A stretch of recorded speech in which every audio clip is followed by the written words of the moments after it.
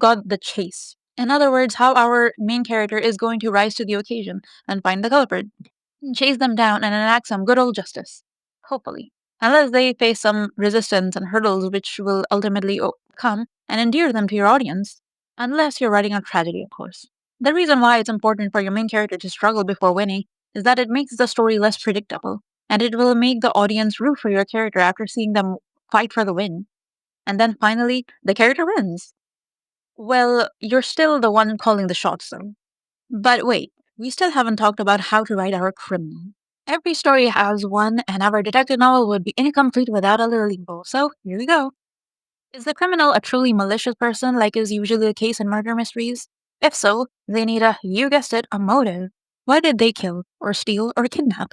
If you have trouble deciding what the motive could be, I will once again encourage you to do your research.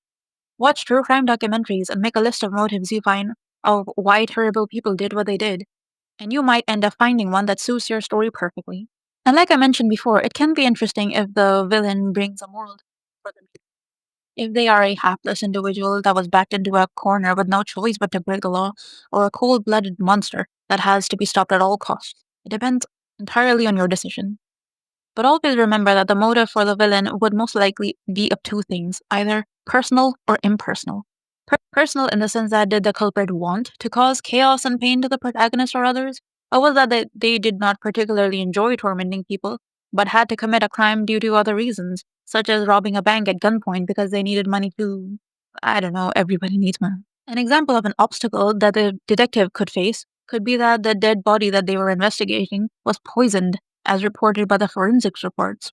The characters in the story could suspect that the local florist was responsible, but we learned that it was actually someone trying to frame the florist. It's up to the detective to find the real culprit and save an innocent person's reputation from being tarnished. If your story is a fantasy or supernatural type, you can still use real life articles as inspiration as you write. The reason why I keep bringing up documentaries as opposed to crime novels is that it might help you to avoid plagiarism if we find our own ideas. After all, a lot can happen in real life, and I'm willing to bet you can get really inspired by real life events when it comes to investigative fiction. Remember the saying, reality is stranger than fiction? Though if you are looking for some good book to read, it's never too late to give Sherlock Holmes a try, or anything written by Agatha Christie.